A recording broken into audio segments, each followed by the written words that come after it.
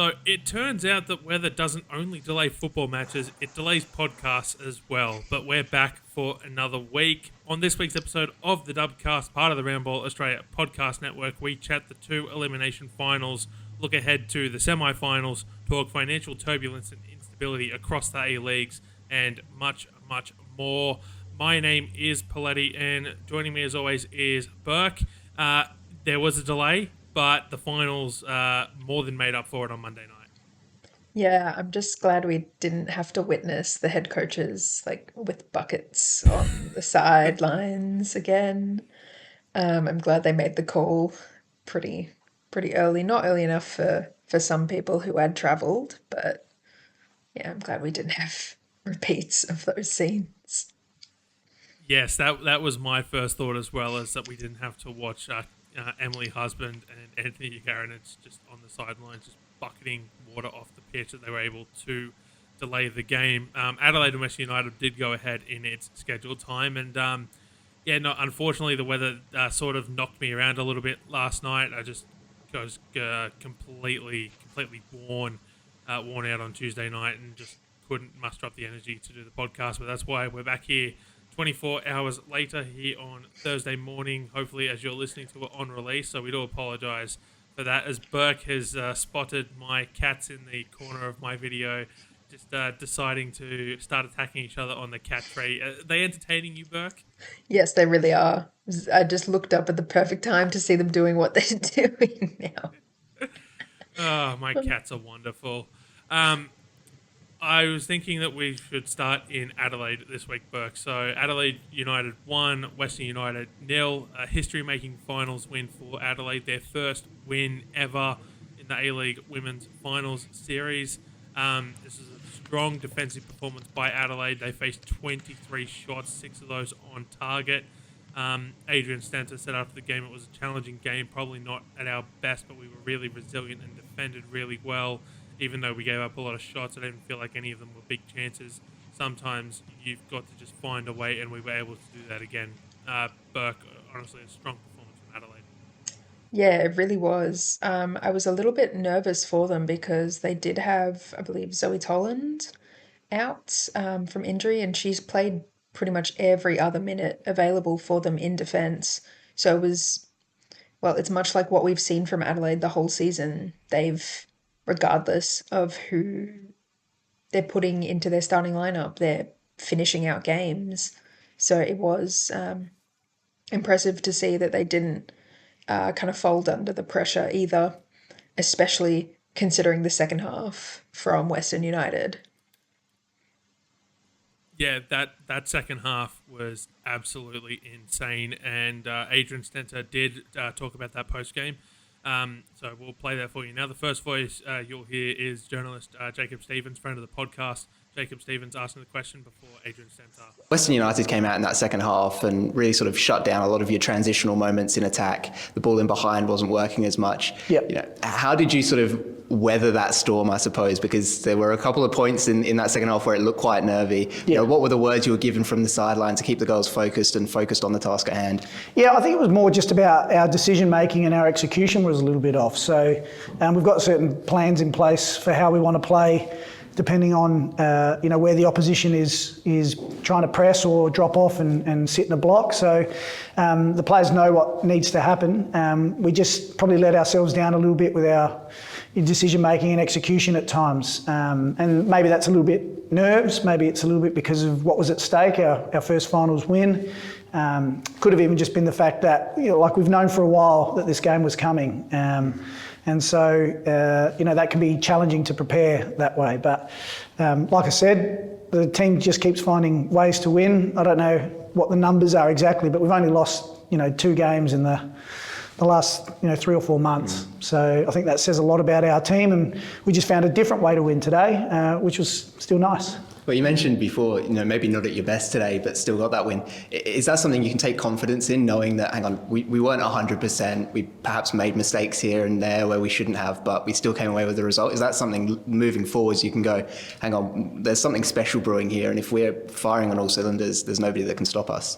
Yeah, absolutely. Yeah, 100%. You hit the nail on the head there. And look, we've still got players that we're trying to reintegrate back in that aren't quite at 90 minutes yet. You know, if I think about Aaron Healy and Chelsea Dorber, that two that sort of jump off the page. It's still a bit of a balancing act. We've just, picked up a couple of injuries at difficult times throughout the year, but it's been like that since round one, to be honest. So we've got full confidence in whoever we call upon in the squad to stand up and do a job. And, we made 2 changes to the starting lineup for today and just really happy with how everyone played and performed. So we'll reassess and see where everyone's at, and we'll come up with a plan and, a squad that we think can really take it to victory next week.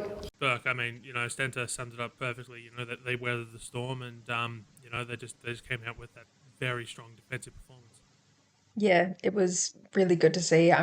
I've been impressed by Adelaide really all season, so I'm glad that they've managed to back it up in finals, especially making their first ever finals win. It's huge for them. Yeah, and he also had to say after the game that he was asked what they were going to do to celebrate the win. He said, "I'll celebrate this one pretty hard for the rest of this week, then turn my attention to Melbourne Victory tomorrow." Straight back on the task. He knows exactly what to say here. Yeah, I mean, Victory are no pushover of a team, so you do have to lock in for that one. And we'll chat a little bit more about that in a few moments' time when we actually look ahead to preview Adelaide and Melbourne Victory. On the Western United side of things, Burke, Claudia Mahocic came off after 9 minutes. There was no immediate update post-game from Kat Smith, but she did come back out for the second half in a moon boot on the sideline. I mean, they had all the shots, that weren't quite able to, finish them. They did everything they could to win this game and ultimately just fell short. Yeah, I mean, they did everything right. It was just that they, I guess, didn't have their finishing boots on. They had their shooting boots on. Can't say that they weren't shooting. They just, couldn't find a finish, which, unfortunately is just how it goes sometimes in football. Sometimes it's just not your day, regardless of doing everything right. I'm still thinking about the chance that Chloe Berryhill had where it was like it looked like it was meant to be, and then it hits the post and it bounces out instead of in. You just, you couldn't write this stuff, honestly. No, you couldn't. But one thing that you can write is Michelle Heyman opening the scoring in Gosford. It was meant to be, Burke.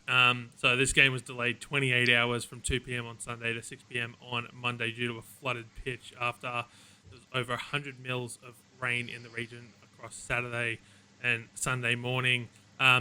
Trust me, that rain didn't just batter Gosford; it battered all of Sydney. I was in a lot of it. If you tuned into NPL New South Wales action across the weekend, you would have seen the severe amount of rain greatly impacting the second half of the game I was calling between Manly and Apia at Cromer Park. But this game for the Mariners, between the Mariners and Canberra, was a very rough, a very physical game. Heyman, it was meant to be for her to open the scoring, which was Canberra's lone goal. Jade Pennick then comes out and equalises 25 seconds into the second half, and then in the 74th minute put away an absolute goal of the season contender. Yeah, I mean, it was just exactly what you want an elimination final to be, isn't it? You want that crazy build-up and the unreal finish. Who doesn't love a comeback? It sucks that it had to be a comeback against Canberra because I love Canberra. But yeah, you could kind of, I felt like if either of the games were going to end up ending as a draw, I thought it was going to be this one. So props to the Mariners for finding that second goal, and really good time for Pennick to really show up on the scoreboard. Yeah, so Pennick said after the game that she said that she was working on this in training all week after missing some chances in the last couple of weeks. Emily Husband said that she was elated for Pennick and the side. She praised the experience of of Jade Pennick, describing it as huge and noting it would be good for a confidence to get those goals. So that they see it in training every week. And that's why experienced players are worth their value so much, because in big moments they can really stand up. And we've also got some audio from Emily Husband after the game, talking about how elated she was for the side and why she's looking forward to playing Melbourne City next week. Very much in control and probably didn't take the chances that we created, and obviously to go 1-0 down going in at half time. But I said to the girls at half time, I haven't lost faith. I knew 100% we were going to get something back in the game. It was just a case of when. And to do it straight off the bat after half time was a phenomenal response from the girls, and I'm really, really proud of them. And the ones that really stood up tonight, it was great to see, because that's what finals all about. I'm sure team talk at halftime, you're saying, you want to get that early goal to get back in it. How good does it feel as a coach when you say it in the change rooms and then 30 seconds later on the pitch it's executed?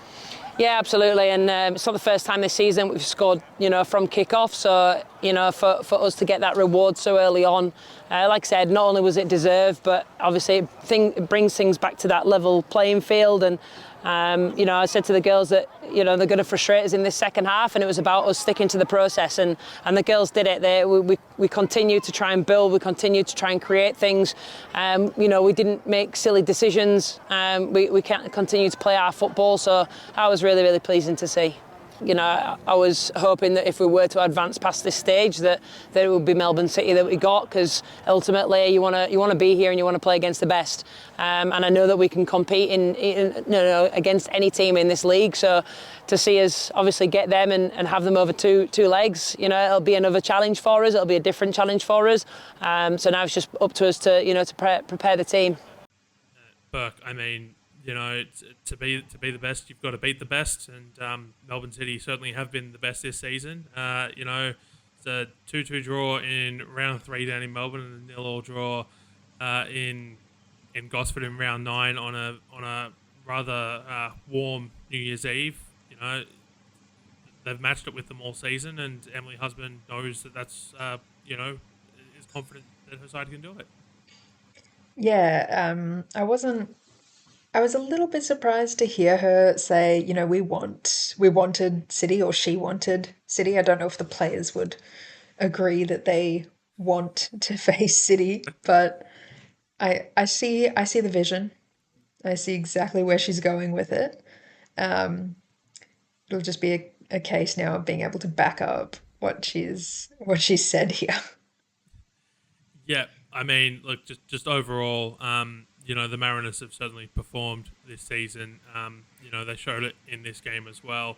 Now, Burke, where would you like to go next? We can go to the Mariners and City, or we can go to Adelaide and Melbourne Victory. I don't mind. You pick. You're the host. Well, we'll stay in Gosford then for what Melbourne City will certainly be hoping is some Gossy good times, and what the Mariners will be hoping is Gossy good times as well. 2:15 p.m. on Saturday afternoon. This game will be on 10 Bold, 10 Play, and Paramount Plus. Already mentioned 2 draws between the two sides this season. Look, they're incredibly evenly matched. I know that Holly McNamara wasn't quite at... I don't believe she played the round 9 game, at least. I know she definitely didn't play the round 3 game. I believe Rebecca Stott was out of that round 9 game as well, if memory serves me correctly. So, hasn't necessarily been a full strength Melbourne City side that's taken on the Mariners this season. But, you can only play the team that's in front of you, and Emily Husband has certainly set up her side to play them well, Burke. Yeah, this is going to be a really interesting 2 games, because there's I can see City just coming out and flooring them, but I can also see Central Coast managing to sneak something through, or managing to hold out a 0-0 draw to take it to the second leg. But I think it's also going to be a bit difficult for Central Coast, because they're going to most likely be missing Taylor Ray in their defence, and she's been absolutely immense for them the whole season. She went down late in the game against Canberra and had to be kind of carried off, unfortunately. I think because of an ankle. Yeah, they showed her with ice on it at the end of the game. So that's going to be interesting for them. I think Izzy Gomez is going to have the games of her life. Like, not just the games of her life. If the Mariners want to go all the way. Unfortunately, it does kind of look like this whole thing's kind of written out for City, but it did kind of look like that last season, and then they did trip at the final hurdle. But maybe the whole, revenge tour, or, wanting to prove to themselves that they can do the double, will see them through. It'll be really interesting. Really interesting. It will be. Do you think the key for the Mariners here is that they have to leave Gosford with a draw or a win? Like, if they give up anything to Melbourne City in Leg 1, like, that's it. It's over. Or can they survive a 1-0, a 2-1 sort of loss and take it to them down in whatever venue the second leg is played at? And we'll get onto that. Don't worry. We'll get onto that as well. Yeah, I think it would be very difficult for Central Coast to stage a comeback. I'm not saying they can't do it. I'm just saying they don't let themselves to be a comeback team. Because we know City do comebacks very, very well, and quite frequently, actually, if you go by the regular season. So, yeah, if they don't get either a draw or a 1-goal lead, I don't see how they're coming back unless they, do pull off a miracle, really. Whereas on the flip side, you go to Melbourne City, and you've touched on the amount of times they've had to come back this season. They played a significant chunk of the season from behind, particularly early on. I mean, they've left it late on plenty of occasions. I think back to I think it was the first Melbourne derby, where it was the 1-1 draw, but like it was Rachel Lowe in the 5th minute, and then it was like an 89th minute goal. Like, it left it incredibly late to keep the invincible season alive. Yeah. It would be almost somewhat poetic if City lose the first leg 1-0, they get their defeat out of the way, but they win on aggregate, and then go through and win the grand final. You just have to wonder, is like, do they need to taste defeat at some point, or can they legitimately just go the entire season undefeated, not looking at continental competition, which they still also have a chance to do? Yeah, it's an interesting proposition, because I can see the merit of having a loss. But would a lose just would a lose? I'm the one that's completely rattled. Would a loss completely rattle them and just completely screw it up for them? I don't think so, but you do have to kind of entertain the thought that, one wrong move and the whole thing comes crashing down. So, but again, with the way this City team has been playing, they've had the extra week off. I don't imagine they'll be coming back with anything less than a draw. I don't see them losing. No, look, I don't either. I mean, so Matriciani mentioned on the Friday after they won the premiership that they were straight back into training. They were going to have a 11-a-side game on the Tuesday, so not a long turnaround by any stretch of the imagination. And then, but essentially, I don't know what they've done internally, but they haven't played a full intensity game, since that game against Perth. So that'll be 2 weeks off essentially between games. You sort of touched on it there. Can the Mariners sort of take advantage of that? Like, does rust start to set in for Melbourne City, or do they look at it as a way of saying, we've had a chance to work on some things, we've had a chance to rest some bodies, we've got 3, for like, 5 games left to go. Let's just go as hard as we can for these last 5 games. Yeah, I don't know about like all of like the rest of the players, but Holly McNamara does not rust. And we've seen the proof of that. Um, so yeah, I don't think there's anything stopping them. And I would imagine that they'd want to throw everything in the kitchen sink at it. Um, they should have Speckmeyer back as well because she missed the last fixture due to an injury, but they said she'd only be missing rest of regular season. So that's another kind of weapon that you like. They have so many good players that you kind of forget when one's missing, which kind of makes it worse when that one comes back because you know that there's still another one. I mean, just imagine being like, oh, okay, we don't have to deal with Mariana Speckmeyer today. Let's see who. Yay. Oh, it's Holly McNamara. Oh. Oh, Like, yeah. that's what I imagine the players must feel like when they see City have turned to their bench. They're like, oh my God, thank God Holly McNamara is going off. Ariana Poletti is coming in. Okay. Like, Yep. I would not want to be coaching against that. And to quote you, thank God for that.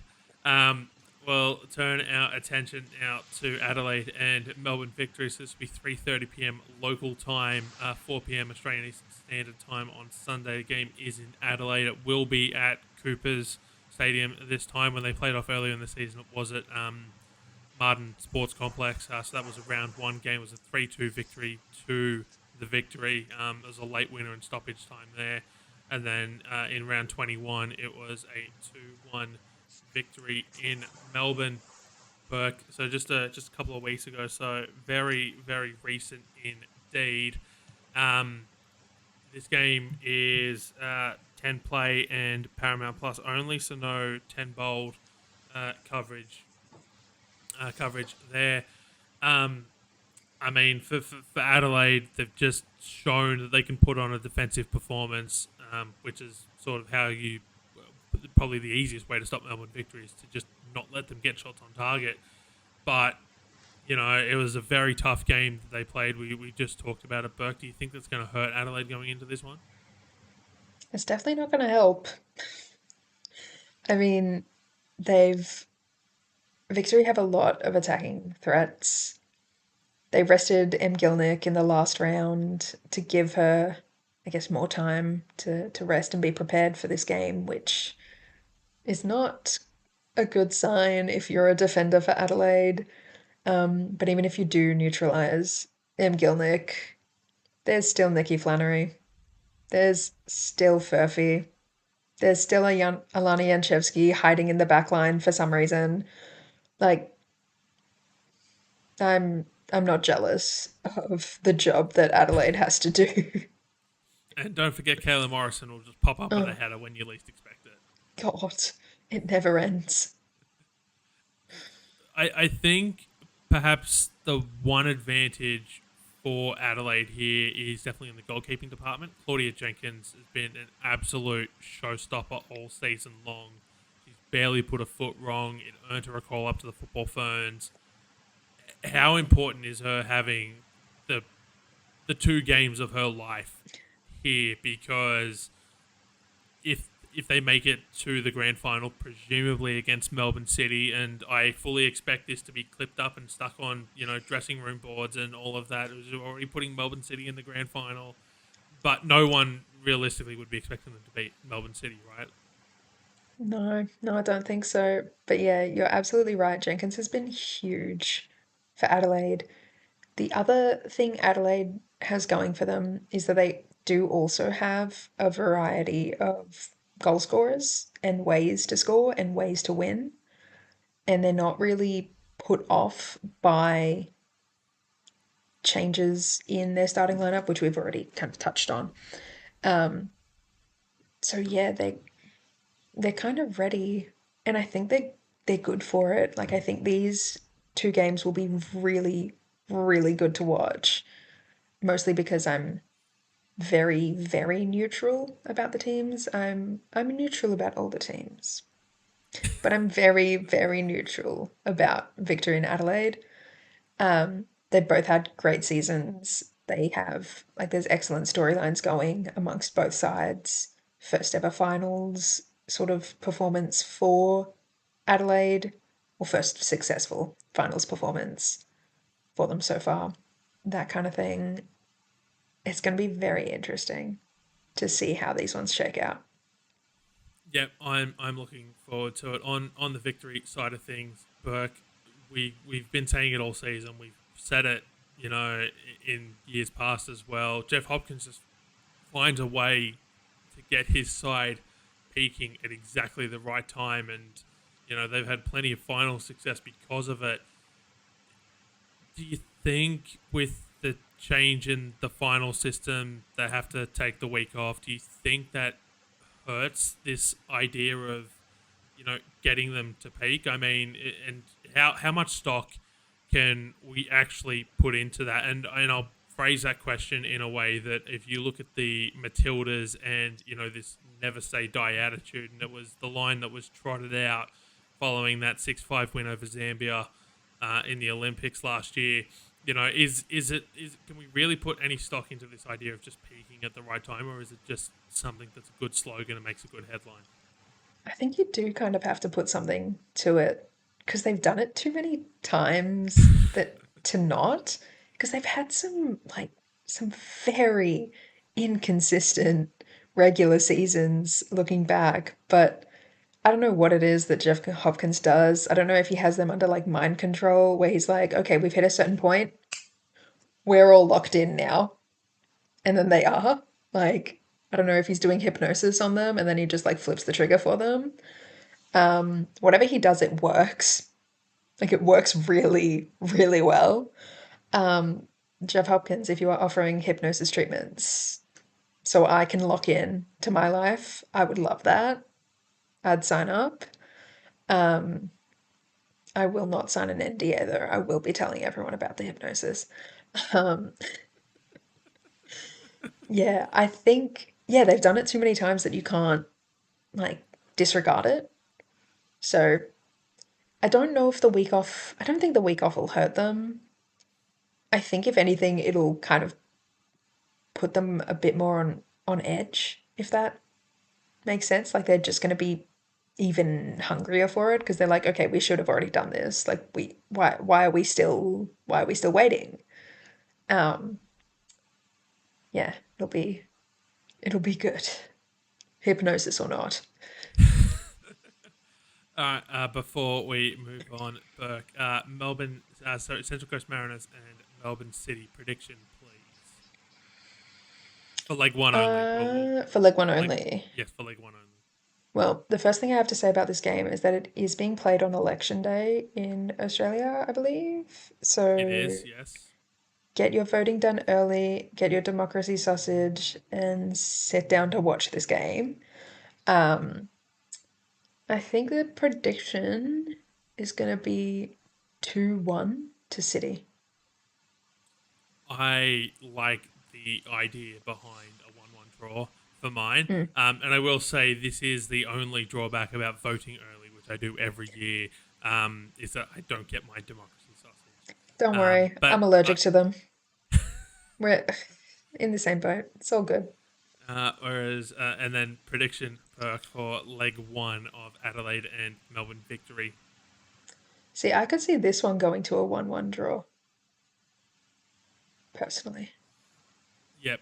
I'm going to say 2-1 Adelaide. I think that they will get a groundswell of support on Sunday afternoon. I think they'll get a bigger crowd this week. I don't think they'll have to worry about facing 23 shots in a game. I think they'll be allowed to play a little bit more free-flowing football. They'll get the transition working, and I think that they'll, find a way to get past Melbourne Victory with a lead heading into Melbourne.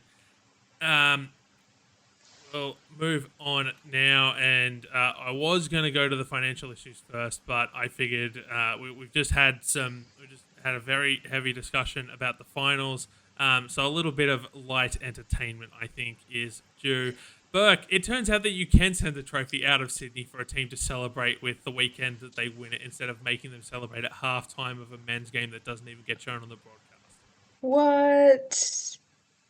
What? That's so crazy. Not only can you send it out of Sydney, you can actually send it internationally. You can send it What a foreign concept. internationally. The floor is yours. I'm I'm actually trying to hold myself back because I'm some of the words I want to use, they're not safe for this podcast, they're not safe for people's ears, they're not like safe for my well-being. Um, when we stop recording, I will have to go and scream somewhere just so it doesn't fester within me. But what is their problem when you're in an I Hate Women competition and your opponent is the APL? It's not hard. It's not hard. They clearly can do it. It's clearly possible to put that big plate on a plane and it not, be a risk at security or whatever. I mean, I was scraping the bottom of the barrel to find excuses for the APL. I shouldn't have. They don't. I should not have. Um, yeah, the other thing that really got me about the halftime celebration was that they made them put on the uniforms. They made them Looking full put on the John kids. John Terry full sort of style, like at the Champions League final for Chelsea. I hate it here. Here being Melbourne, here being this country and this planet. It's just like, I don't want to hear another word from anyone about the APL caring about women. Like, yeah, we love the A-Leagues. Prove it, because you haven't and you won't. And I think that shows well, based on the fact that they haven't announced times or dates for the second legs of the semi-finals, because they're waiting for the A-League men to wrap up with all three Melbourne teams in finals spots, so they can There's work out actually venue and sorting. As if we don't have the home of the Matildas right there that you can just go stick the teams at. there is so much hate in my heart right now. Uh, I'm at a loss for words. No, I'm not. I'm on a podcast. There's always more words. I'm on two podcasts, actually. There's so many more words. I cannot stand these people. And I think we'll leave it there before Burke Please. gets cancelled. So that's the light entertainment portion of the podcast, and now we have to get back into the heavy content. So on Monday morning, an article dropped in the Australian Financial Review about Western United. I believe it was either the AFR or the Australian that dropped an article a couple of months ago as well, indicating some small financial difficulties at Western United. But this painted a much bigger problem. So the founder of the club is former Socceroo Steve Horvath. He's also the director of the club.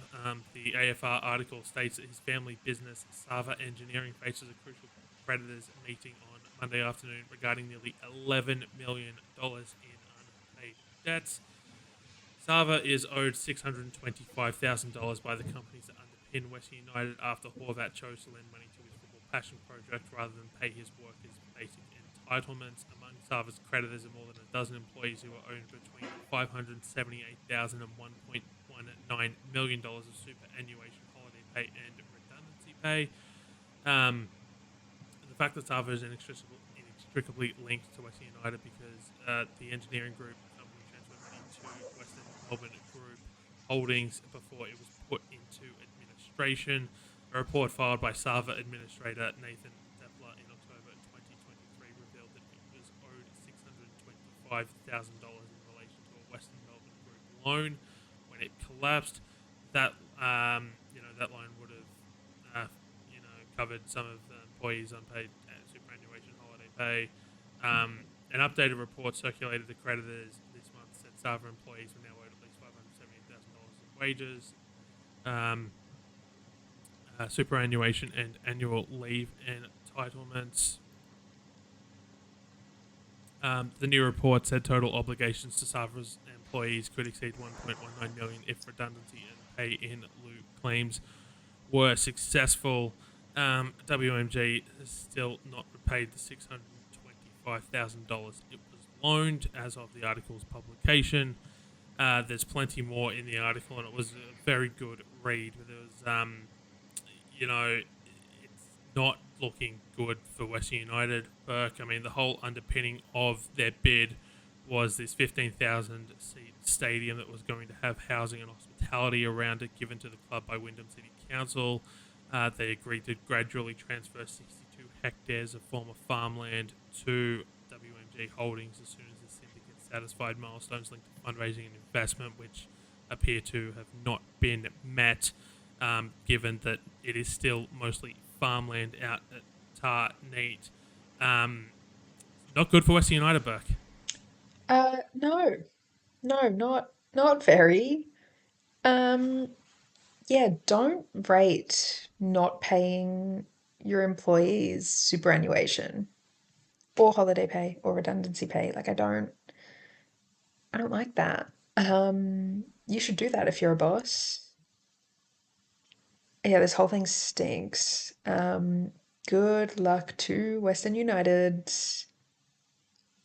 is really all I can say. I don't know much about economics, but I do think owing people millions is not good. No, it's not, and this all comes off the back of MacArthur FC suing Football Australia. That article dropped on Thursday by AAP's George Clark. They still don't have a women's team and are suing for millions of dollars. Canberra still has no confirmed owner for next season, and the players are seemingly no closer to finding out either, with Michelle Heyman saying on Paramount Plus after the elimination final that she was 100% coming back next season, but also noted the reality by adding that she hopes Canberra's around next season and that she'll be in the squad for Canberra United. Reports on social media also indicating that owner of the Central Coast Mariners, Mike Charlesworth, has basically tied up the budget strings that he wants to sell, and if he can't, he will hand back the license to the APL. This comes off Richard Peel pulling out of the Mariners. Him and Mike Charlesworth had a deal in place which allowed Peel to basically hand back the Mariners if it didn't work out, which we know didn't work out. We've spent plenty of time discussing Richard Peel and his contributions to the Mariners and his complaints with certain aspects, so we're not going to go over that again. Tony Sage was the most recent owner to hand back the license to the APL, former owner of the Perth Glory, and then it took the APL 2 years to get Ross Peligro over the line as owner of Perth Glory. Reports last season were that the APL couldn't afford to continue to prop up the Newcastle Jets and had no intention of doing so if owners weren't found. And we heard the same thing about Canberra United. Burke, what is going on? Half the league is in financial turmoil. We've got clubs suing the governing body of the game in Australia. Like, it's madness, right? Sorry, when you were reading that those last couple of sentences, the only thing I could think of was, are we poor? Yes, we are. Dirt poor. Unfortunately, sports leagues aren't, or like owning a sporting team isn't really a very profitable venture for the most part. But I didn't realize it was all this bad. Yeah. Yeah. I mean, I know that to compare across sports, I know that like the AFL is very financially well, but they also are registered as a non-profit organisation. I know that the NRL is doing incredibly well financially, and that came with a divestment of its portfolio after COVID. When Peter V'landys took over, they have stakes in a number of hotels and other accommodation services. Like, they've really divested their business interests there. The APL, of course, is for profit, unlike the AFL, so it is being run as a for profit business, which means, I believe this year they're being expected to break even after losses. We're not going to talk about where those losses may or may not have come from. $140 million. But it's been, hasn't been smooth sailing, but I mean, they spent years trying to find owner for the Newcastle Jets. They spent years trying to get Canberra expansion underway. It still isn't happening and won't happen for next season on the men's front, at least. I mean, Capital Football is still running at a loss because it's having to prop up Canberra United. It's baffling that, with how popular the sport is in this country, Burke, and we see it when the Socceroos play, we see it when the Matildas play. You see football fields every single weekend play. So when it's not raining, because we know councils will shut fields at the drop of a hat. But, you see fields full every single weekend with, kids from the age of 5 to adults playing over 50s, just playing games every single weekend, non-stop from sunrise to sunset. How has the game gotten to this state where, we've got an owner wanting to hand back his license, we've got a club, that owes, or a club owner that owes millions of dollars in financial entitlements. Got a club suing the governing body. Like, it's not good. No. I think the idea of divestment sounds really appealing if they still want to continue to run as like a for-profit organization. Otherwise, the not-for-profit, the option's there. I don't know if it'd really work given the small size of the A-Leagues, but yeah, I don't know how we get out of this one because I don't know anything about economics, and that is to protect my peace. So, as long as I can continue not knowing, that would be.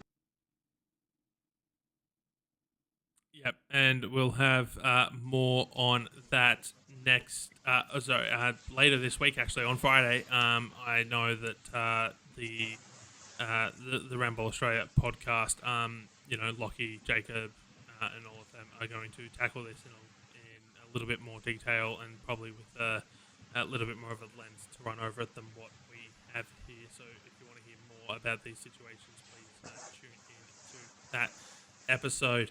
But some happier on-field news this time. Well, actually, this one's a little bit off-field. But the young Matildas have found out their group for the Under-20 Women's Asian Cup qualifying that was drawn on Monday. So they'll play Tajikistan, Palestine, and Taiwan. All of the games will be at the Premier Stadium in Dushanbe, Tajikistan, between the 6th and the 10th of August. Qualification out of the group will see them go to the Asian Cup in Thailand with a chance to better their bronze medal from 2024, and the tournament also doubles as qualifying for the 2026 Under-20s Women's World Cup.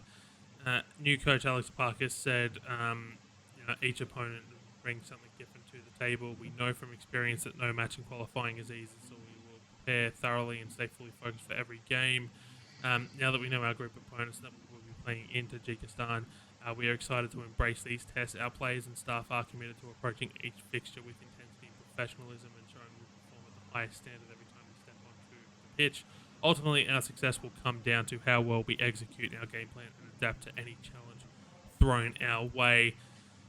Not to, I guess, presume anything, but the young Matildas should be qualifying out of this group, right? Yeah. Yeah, they should. Again, not to presume. Anything can happen in football, as we have seen. But yeah, they should. I'm very excited for these, actually. I think these will be really fun, interesting games to watch. So. And hopefully we'll get some good kickoff times as well. We did see with the under-20 Asian Cup last year in Uzbekistan that they accommodated some good kickoff times, even if one of those games was played in snow. So, being in Central Asia as well, hopefully I'll see some good kickoff times coming out of Tajikistan for those games. So they'll play Tajikistan on the 6th of August, Palestine on the 8th of August, and then Taiwan on the 10th of August. Heading from the field to the court now, the AFC Women's Futsal Asian Cup will take place from the 6th to the 17th of May in China. 14-player squad was announced a few weeks ago, which we haven't had a chance to get to because we've had so much other stuff to talk about. 12 players from the qualifiers, which took place in Uzbekistan earlier this year, are part of the squad, plus 2 new players in Amy Barker and Estelle Fregale. Barker currently plying her trade for the Western Sydney Wanderers Academy in the NPL women's competition, and Estelle Fregale in the for Apia Leichhardt in the same competition.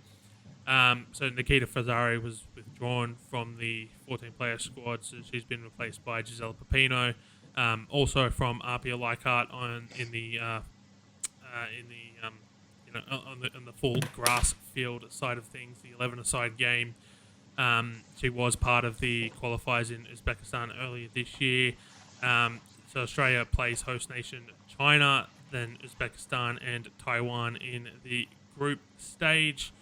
So the squad: Daisy Arrowsmith, Jessica Au, Amy Barker, Trudy Camilleri, Sarah Easthope, goalkeeper, Estelle Fregale, Claudia Fruscalzo, Alexia Carastal, Megan McElligott, Jessica McLean is the other goalkeeper, Gisela Pepino, Hayley Smith, Zoe Spadano and Mariana Tabane.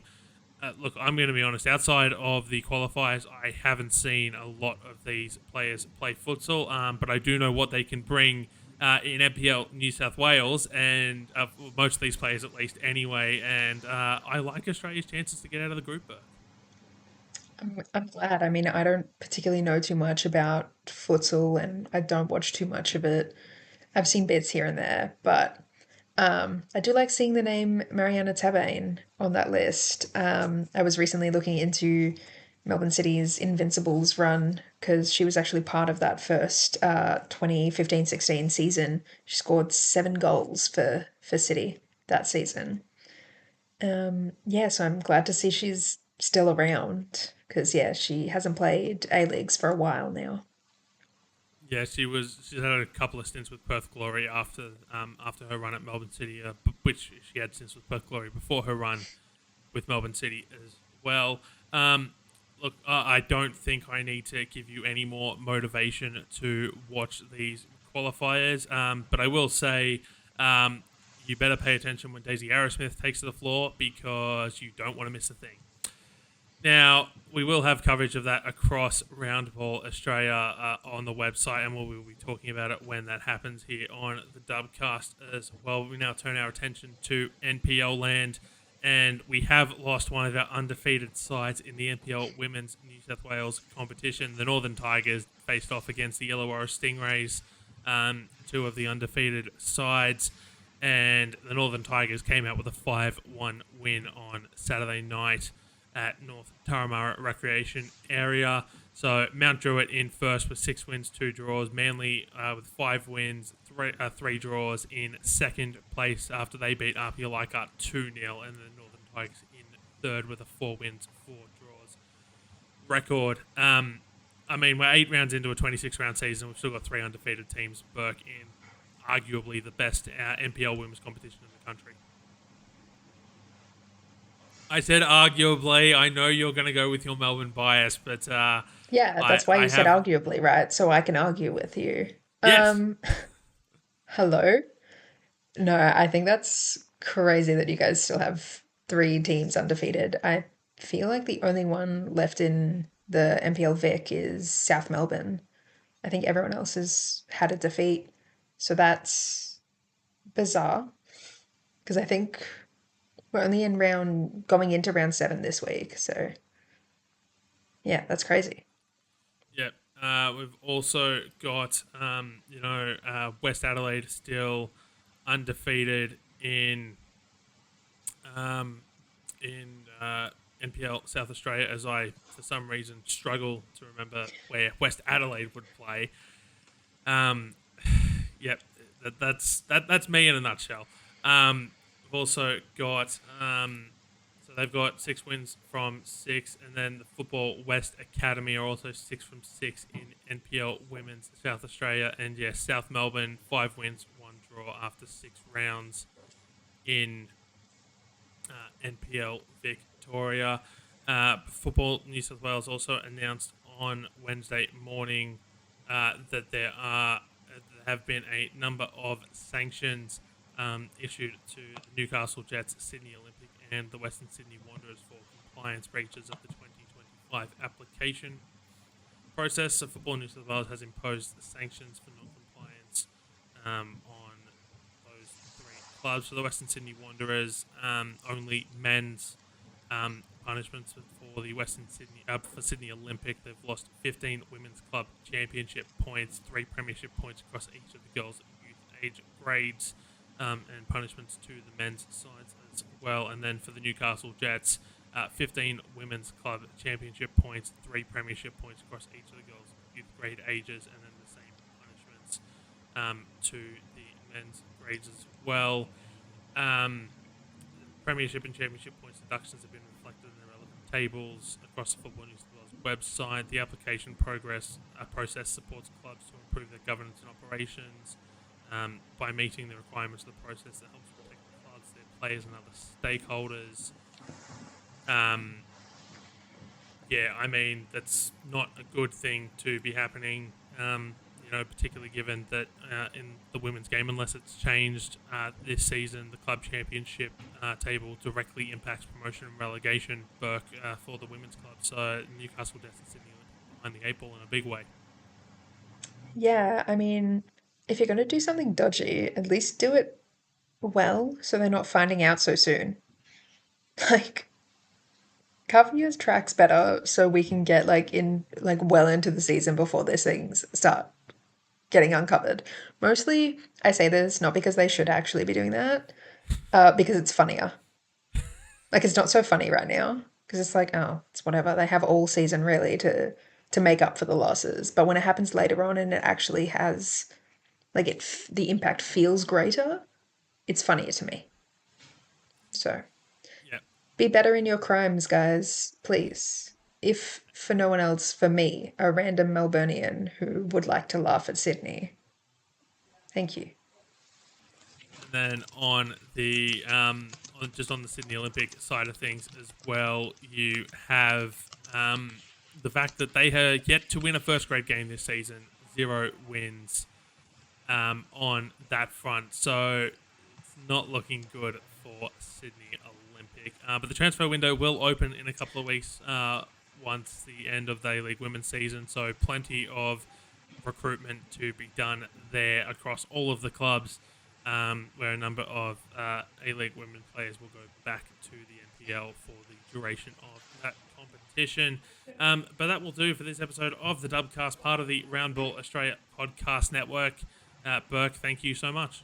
Thank you again for having me. It's crazy to think that we're only a couple of weeks away from the end of the season. Indeed. And on that note, if you have any topics you want us to discuss in the off-season, any players, interviews you might want to see take place, or, roundtable discussion topics that we don't have time to get into during the regular season, please reach out to us via social media or in the YouTube comments. I'm in the process of putting the planning stages for our off-season content at the moment, and we'd greatly appreciate any of your inputs. We do this podcast for you, so anything that you want us to talk about within reason, we'll be more than happy to talk about it. We'll be back next week to look at Leg 1 of the semi-finals, look ahead to Leg 2, as well as Part 1 of our season review. Thank you very much for listening. Goodbye.